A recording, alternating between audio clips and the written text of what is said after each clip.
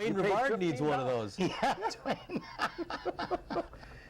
In the 20s, you didn't have trunks on most cars either. Didn't have room for luggage, so you put a rack on the back over the bumper, and you bought a trunk, stuck on it, and put your suitcases inside, and went on your trip. So that's how you traveled back then.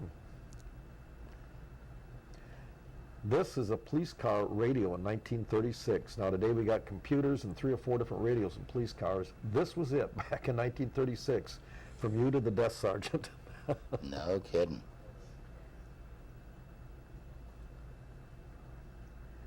Now this is before the air conditioning. You strap this onto your passenger side window. It had water in it. The air would come in and would go through that into your car and give you kind of a cool feeling and quite a spray of water. I had one of these once. Really? I had to change a shirt about every 10 miles. You get pretty wet. But it actually sprayed. Turn signals back in the 1920s when they first came out. This is kind of the way they looked, but this one also kind of told the people behind you everything the driver was thinking.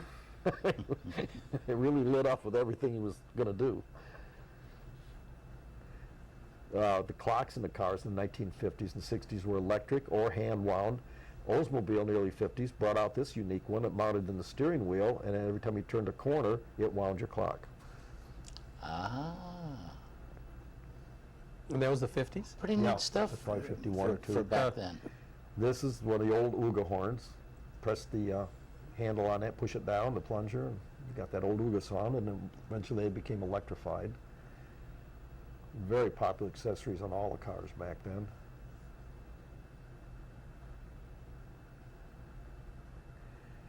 Now, the old cars in the turn of the century on up, you didn't go very far before they quit.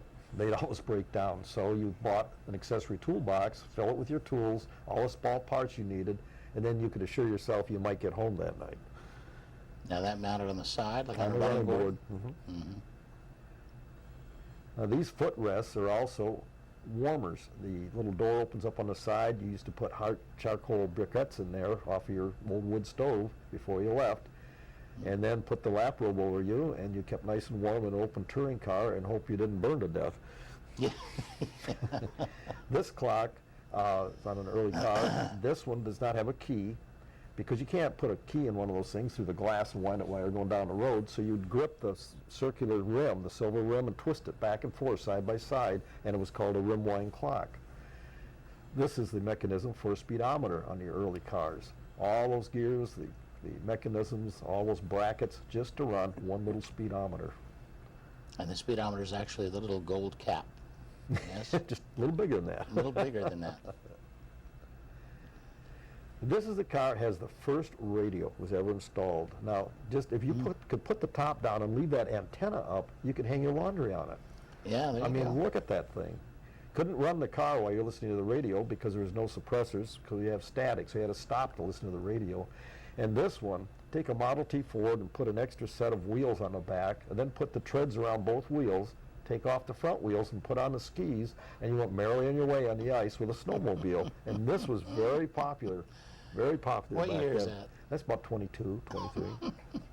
Remember that, Bill? Yeah, you remember that. What are these? You remember those? You know, Curb feelers. Curb feelers, sure. They mounted on your fender, and they'd scrape up against the curb, and then they started sounding like fingernails going down a blackboard Yeah. inside your car, Yeah. so you wouldn't hit your white walls on the curbs. And the blue dot taillights, I can remember those. They were great in the 40s, 50s, 60s. In Michigan, we used to put those on our cars, and probably the next day immediately get arrested for a ticket because they were illegal. Yeah. They have blue lights in your red taillights. And that visor you saw a little while ago on the windshield of the car, you couldn't see the traffic lights when you're stopped at a traffic light with that visor, so you stuck this viewfinder in your dashboard, looked through it, and the light rays would refract, and you could see the light, and then when it turned green, you could go. So and that was fairly popular in the 50s. Was it Yeah. earlier than that? 40s had them too. Did they?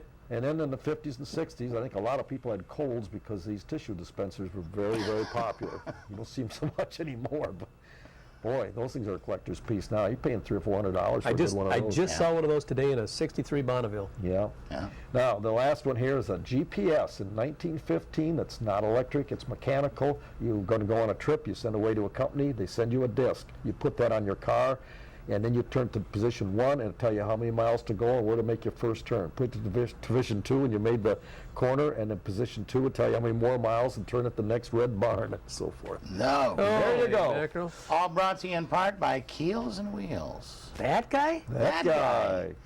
You know, I was kidding with Johnny Angel. We had a little black and yellow compass, and I called him up for a door prize and said, you know, this is one of your original GPS devices from years ago.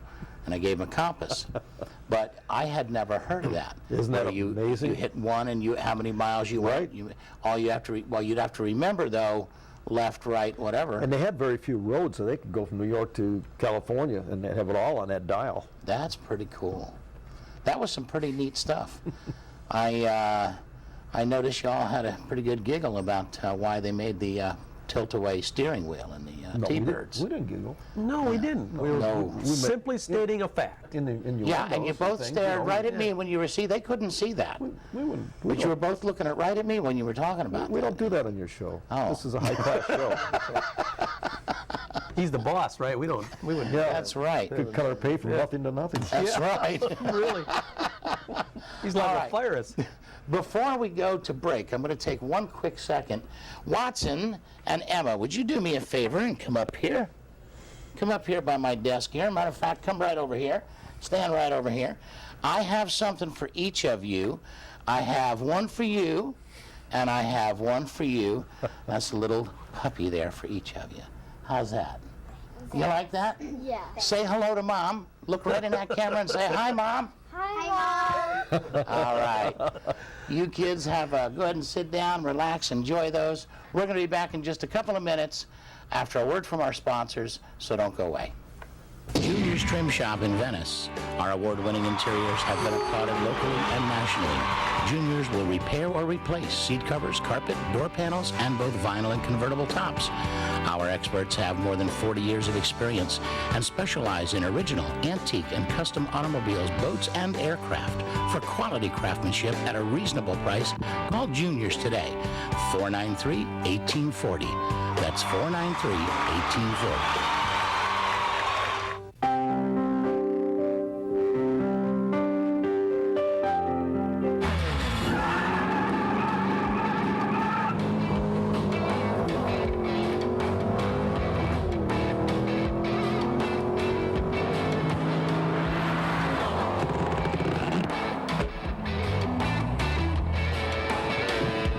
Now that was fun stuff.